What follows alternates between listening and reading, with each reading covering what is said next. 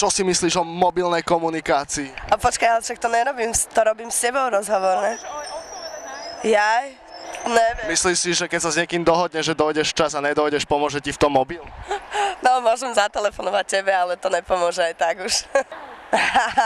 No Jakub, myslíš si, že keď budeš meškať, tak ti môže pomôcť mobil?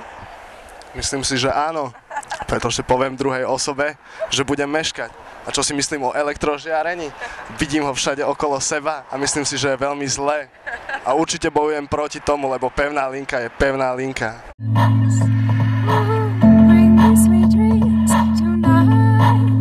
Môj názor na mobilné telefóny je asi taký, že sú skvelé.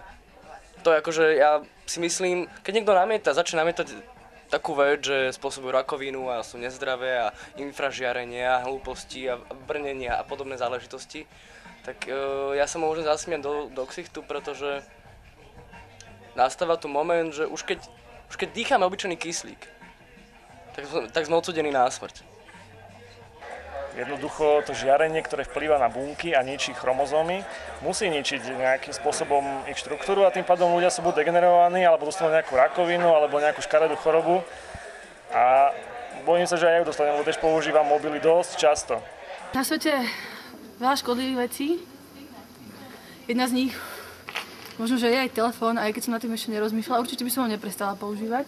Počkaj. Myslím si, že som o tom ešte nerozmýšľala, alebo čítala som o tom v novinách a myslím si, že tento používa veľa telefón, tak mu to škodí aj psychicky na hlavu, nielen fyzicky, takže myslím si, že celkovo používanie telefónov je škodlivé. Niekde som počul takú jednu múdrosť, že takých 10 minút telefonovania zabije toľko isto buniek ako také 2 mesiace riadne prechlastané v kuse. Myslím si, že je to o tom nájsť tú správnu mieru využívania a používania všetkých vecí. Či už televízora, alebo mobilu, alebo mikrovlnky, čohokoľvek v podstate. Je to súčasť doby. Ja som sa snažila nebyť na tom závislá, proste byť od toho odputaná, nemám problém si ho vypnúť, byť bez neho, zabudnúť si ho, ale v pohode, používam ho. Hej, slečna v zelenom, o mobiloch daj. Daj. Nenávidím mobily, nikdy som nechcela telefónne čísla mať nejako sebe uložené. A máš? Teraz už mám telefón. A nemôže bez neho žiť. Áno, už mám mobil. Aj spíš s mobilom, máš ho pod vankušom? Hej, ne pod vankušom, na stolíku. Pod ale je to perou. blízko pri posteli. A tak si vlastne viac menej spávam.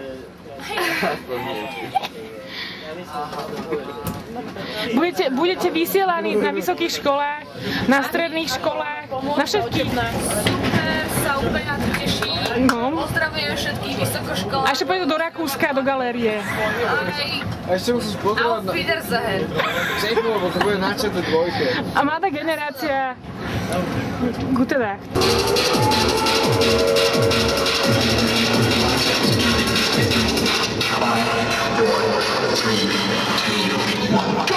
Mobile phone culture has changed the way people communicate. I think that people have a less intergenerational reaction to each other. I think that mobile phone culture means you make your friends your family and they are constantly on demand. I hate having a phone because I hate being constantly contactable. I hate the fact that people get angry at you when you turn your mobile phone off. I hate the fact that you're at dinner and someone will answer their phone. There's no sense of manners or etiquette surrounding phones. Phone culture is one of demanding friendship. You constantly want to contact everyone. Everything is about communication, but it's not real communication. It's not intimate. It's just I can call people all the time and be called all the time. Ja, pozri sa, keby som to mala hneď teraz prestať používať len preto, že z nejakého úplne banálneho dôvodu, tak ho nepoužívam. Ja ho vlastne potrebujem. Ja mám niekedy aj týždeň vypnutý, proste ja nie som nejaká závislá na mobilu. Že to prehrieva mozog a preto treba ako do seba liať chladiacu zmes, a aby sa ten mozog určitým spôsobom ochladil. No. Myslím si, že to značne uľahčuje človeku život. A na druhej strane je to smiešne, keď si uvedomí, že pred určitým časom to človek vôbec ešte nepotreboval a vedel úplne fungovať bez toho, tak je to také zvláštne, na čo si človek dokáže tak rýchlo privyknúť. Myslím si, že to tak mení vzťah človeka k iným ľuďom. Že na jednej strane človek vôbec nemá súkromie hoci kde mu hoci kto zavolá. Ale na druhej strane mu to umožňuje byť stále v kontakte s ľuďmi, s ktorými chce byť v kontakte. A niekedy je to aj nevýhoda. Niekedy človek napríklad cestuje vo vlaku a keby nemal mobil, tak by sa bavil so spolucestujúcimi a keď má mobil, tak si SMS-kuje s nejakým kamarátom. Tak ako pre mňa je súčasť života počítač, pri ktorom sedím niekoľko hodín, aj telefón, pretože viem, že mám na ňom hodinky, mám na ňom budík, mám vlastne na ňom všetko, mám kalendár, mám schôdzky, pripomienky, jubilea, proste všetko. Lepšie mať 2 telefóny 5-minútové, ako jeden 10-minútový. Aha, akože mať pauzy, veľa pauz. Len pauzy. A jak to neovplyvní, že volá ti mama? Že keď ti zavolá mama a volá s tebou hodinu, lebo je to mama. Keď je to mama musí pochopiť, že ide o zdravie. Takto počúvaj brat môj, alebo sestra, vieš? Ja som sestra, no. Že normálne, že keď počuješ slovo súťaž, to je vojna. Humus. To je vojna. Vplyva to na ľudské zdravie? Myslím, že áno, som počula, že to má nejaký zlý vplyv na ušné dutiny. Ale ja si myslím, že také tie nové, ktoré sú nie sú až tak škodlivé, najmä keď sa používa, keď má Bluetooth a keď máš proste na uchu headset alebo hands-free. No tak to... Tak vlastne, lebo tým pádom ten mobil máš skovaný niekde pri sebe, niekde vo váčku. A ešte to je taká vec, že muži, keď nosia mobily pri prirodení, že či impotencia. Ne, na noc ho vypínam. Najvyššie, keď ho nechám zapnutý, tak si ho dám nejak ďalej na stolík, keď potrebujem, ja neviem, budík alebo tak. A ináč, keď ho nosím so sebou, tak ako každý iný, buď vo vrecku na vajciach, alebo na srdci. Lebo ja si vypínam napríklad, dávam ho čo najďalej, ako sa len dá. Som dobrá. A teraz ho máš kde v taške? Teraz mám v taške, veru, no. Dobre, takže keby sa to zistilo, tak nebudeš používať. Ale budeš handsfree. Handsfree budeš používať? Že to predchádza? Nič, vôbec ani handsfree. Takže si schopná sa vzdať telefónu mobilného? Istotne. Vieš, aká je to výmoženosť ako v tejto dobe modernej? Viem, ale iste sú iné prúdy informácií. No. Ako je to s mobilmi a tebou, že zdravie? Čo si myslíš? Ja mám veľmi dobré mobily. Žiaden mobil nefunguje. Mne zdravie nemôže. Ja asi jeho zdravie nejak narušujem. Myslím vážne. Akože kvôli radioaktivite, ktoré spôsobujú mobily, nevieme spolu akože telefonovať, Akože máš mobil, že? No, hej. A mobilný signál a ľudské zdravie. Či si myslíš, že či to škodí? Určite. Alebo... Škodí to? Aha. Ale nevyrábali. Neprestaneš to používať? Mobil? No, bohužiaľ nie, ale poznám ľudí, ktorí nepoužívajú mobilný telefón. Lebo telefón potrebujem a žiaľ na mňa aj človek nevie počítať, telefón, domáci. A fajčíš? Prestala som, ale tak to už aj tak je jedno, ne? Neriešim ako ostatné veci, typu, že mám astmu a mala by som brať nejaký Ty máš astmu. Ja mám nábeh na astmu. No, ja mám diagnózu, že asi astma, hej, že proste nevedia. A máš také plitké dýchanie. No, proste, hej. Ale zistila som, že cigarety fakt na to pomáhajú. A to sa mi potvrdilo viacerých ľudí, že fakt... Ja som počula, že nepomáhajú. A ináč povedzme si, čo neškodí zdraviu. Jasné, asi tak. Všetko.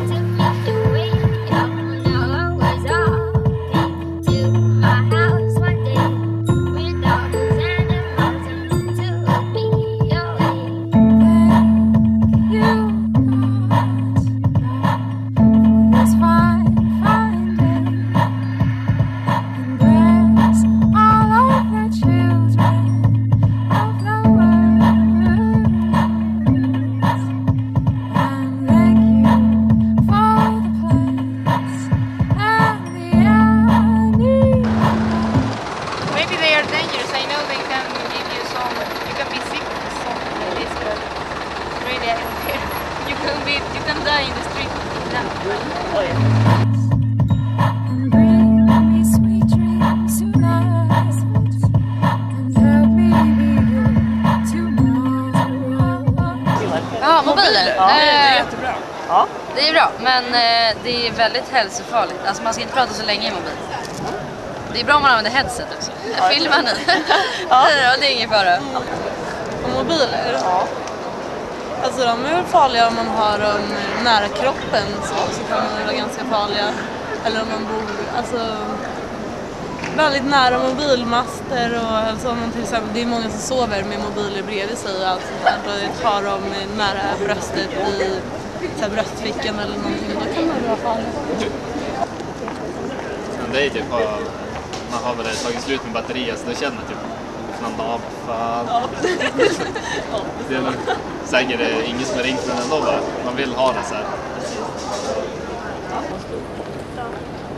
Nej, man har kört med det så länge sedan. Ja, det är ju en vana liksom. Man kan ju minska ner på det till det minsta möjliga. Om det visar sig att det är skadligt. Så, ja. Ja, tack så mycket. Ja, jag är väldigt, vad ska man säga, gammalmodig. Jag använder mobiltelefon bara i nödfall. Det är kanske den enda i Sverige. Ja, nej, det stämmer nog inte, men jag använder den och behöver ringa, men jag håller inte alltid på att smsa lite, men inte mycket. Det är så många som tycker samma sak. Nej, jag vet att det är så. Jag står och pratar med telefon jämt. Precis. Och för dem kanske det är farligt, jag har ingen aning. Jag pratar aldrig i telefon, ytterst lite.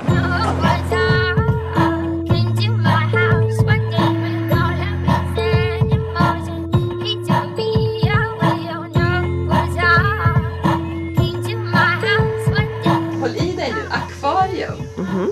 Tunt akvarium med lite saltlöst vatten med lite salt i. För det absorberar strålfälten.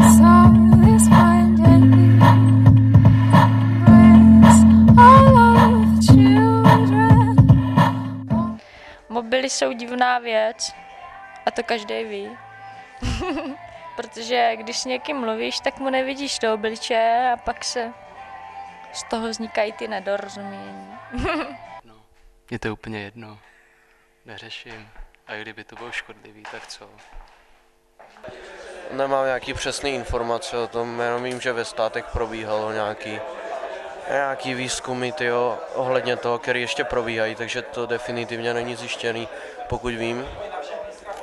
A jako pokud by se zjistilo, že to opravdu způsobuje rakovinu, na to se ptal, tak jako to bych to určitě přestal používat, ten mobilní telefon, ale myslím si, že k ničemu takovému asi nedojde a v dnešní době tě může zabít tolik věcí, že mobil je podle mě ne moc nebezpečná věc. Já na to nemám vůbec žádný názor. Mně to je úplně volný. Mobil je dobrá věc. A když telefonuju, tak si ho radši dávám jenom k hlavě. Je to v pohodě. Denně sedíš u komplu, denně sedíš u rády a všechno ti to lítá hlavou. Akorát, že ten telefon si dáš víc k hlavě. V pohodě. Nemějte z toho strach. Já je potřebuju. Bych se domluvila tady s Danem. Bez telefonu by to nešlo. Nic, mobilní telefony jsou na hovno.